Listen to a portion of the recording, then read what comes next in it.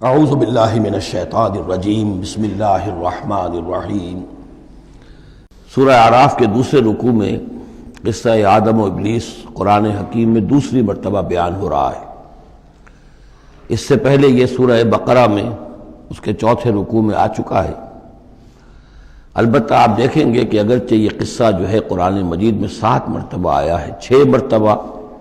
مکی صورتوں میں اور 1 مرتبہ مدنی صورت میں، لیکن یہ کہ ہر جگہ کوئی نہ کوئی بات نئی ہے،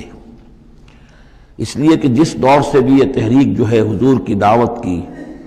گزر رہی تھی، اس دور کے حوالے سے کچھ چیزیں جو ہیں وہ ہر جگہ پر آپ کو مزید نمایاں ملیں گی۔ اب مثلاً اس رکوع کے شروع میں ہمیں وہ عظیم آیت ملی ہے کہ جس میں جمع کا صیغہ اختیار کیا گیا ہے،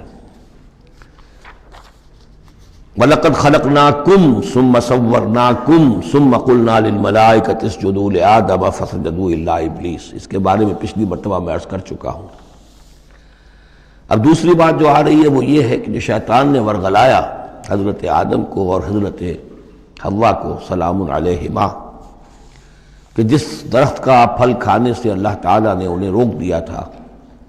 کسی طریقے سے ورغلا کر انہیں اس درخت کا پھل کھانے پر آمادہ کر لیا۔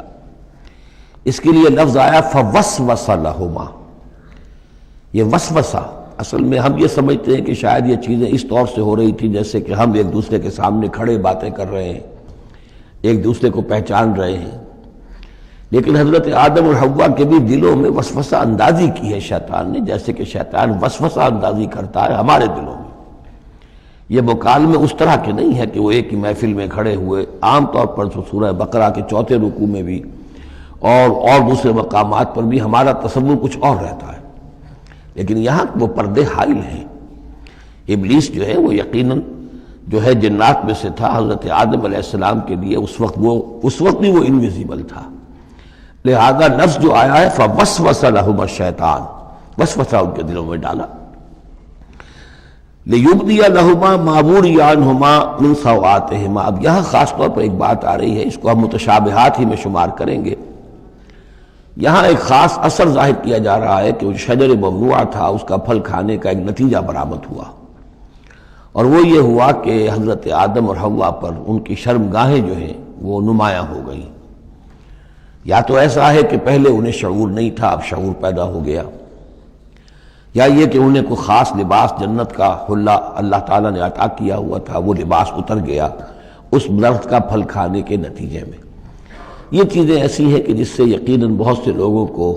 کچھ قیاس آرائیوں کا موقع ملا ہے۔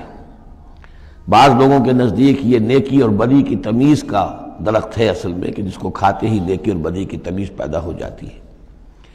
بعض حضرات کا خیال یہ ہے کہ یہ اصل میں پہلا سیکشول ایکٹ ہے آدم اور حوا کے مابین، جس کو اس سے تعبیر کیا گیا ہے۔ یہ مختلف آراء ہیں، مختلف جو ہیں اس میں قیاسات ہیں، لیکن صحیح بات شکل یہی ہے کہ اس کے ضمن میں ابھی ہمیں اس کو متشابہات ہی کے دائرے میں رکھ کر اور اس کے بارے میں کوئی قطعی اور حقیقی اور یقینی رائے جو ہے قائم کرنے کی کوشش نہیں کرنی چاہیے، تاکہ کہیں اور معلومات جو ہیں ہماری سائنس کے ذریعے سے اکتشافات اور معلومات کا دائرہ اور وسیع ہو جائے تو اس سے ہم پہنچ جائیں اس کی کنہ تک کہ وہ درخت کون سا تھا۔ لیکن یہاں ظاہر کیا گیا ہے کہ شیطان نے جو وسوسہ اندازی کی ان کے دلوں میں وہ یہ تھی، فوسوس لهما الشیطان ليبدي لهما ما وري عنهما من سوآتهما وقال ما نهاكما ربكما عن هذه الشجرة، اور اس نے کہا، یہ وسوسہ اندازی کی کہ نہیں روکا ہے آپ دونوں کو آپ کے رب نے اس درخت سے، الا ان تکونا ملکین، مگر یہ کہ کہیں آپ نہ ہو جائیں فرشتے نہ بن جائیں، او تکونا من الخالدین، یا ہو جائیں آپ ہمیشہ ہمیش رہنے والے۔ اب اس میں سیدھی سی بات یہ ہے کہ فرشتوں کو تو جھکایا گیا حضرت آدم کے سامنے، تو فرشتہ بن جانا کون سی بہت بڑی بات تھی، لیکن یہ کہ انسان بسا اوقات اپنی اصل حقیقت کو، اصل مقام کو بھول جاتا ہے، نسیان ہو جاتا ہے، اور یہ بات گویا کہ شیطان کے وسوسہ اندازی سے ان کے ذہن میں پیدا ہوئی، یا یہ کہ آپ ہمیشہ ہمیش رہیں اور آپ پر موت طاری نہ ہو۔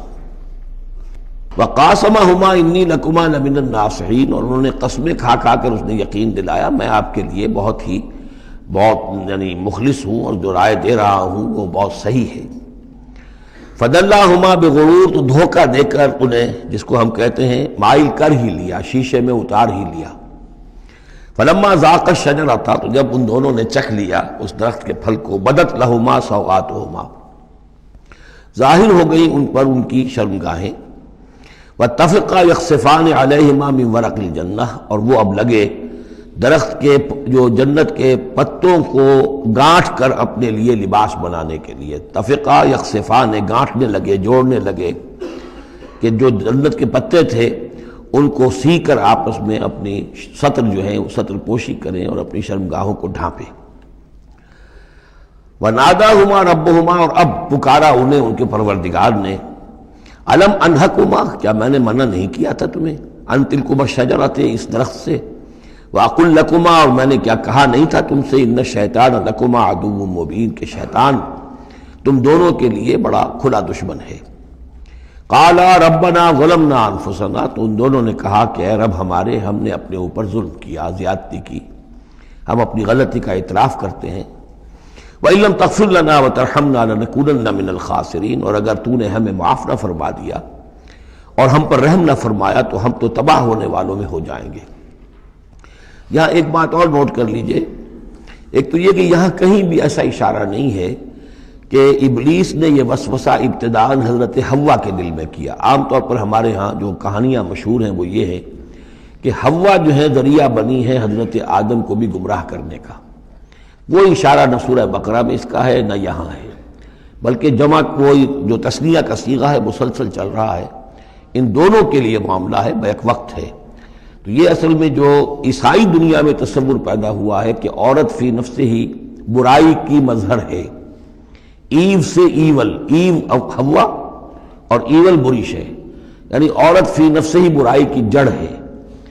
چونکہ ان کے ہاں رہبانیت پیدا ہوئی، شادی نہ کرنا جو ہے وہ گویا کہ اعلیٰ روحانی زندگی کے لیے شرط قرار پایا، عورت سے قرب اور تعلق جو ہے وہ بڑی گھٹیا بات، دنیا داری کی زندگی، حیوانی زندگی قرار پائی۔ تو یہ تصورات قرآن میں کہیں نہیں ہیں۔ یہ تو جیسے کہ آدم کا معاملہ تھا ویسے حوا کا معاملہ تھا، اور شیطان نے دونوں کو ورغلایا ہے اور دونوں نے اللہ سے معافی مانگی ہے۔ دوسرے یہ کہ یہاں نوٹ کر لیجئے کہ یہاں یہ بتا دیا گیا کہ وہ الفاظ کیا تھے۔ وہاں سورہ بقرہ میں ہم پڑھا آئے فَتَلَقَّى آدَمُ مِن رَبِّهِ كَلِمَاتٍ فَتَابَ عَلَيْهِ، حضرت آدم کے دل میں جو ایک سخت پشیمانی کے جذبات پیدا ہوئے تو اس کے لیے الفاظ خود اللہ تعالیٰ نے تلقین فرما دیے، اور وہ الفاظ یہ ہیں ربنا ظلمنا انفسنا وَإِن لَّمْ تَغْفِرْ لَنَا وَتَرْحَمْنَا لَنَكُونَنَّ مِنَ الْخَاسِرِينَ۔ صدق اللہ العظیم۔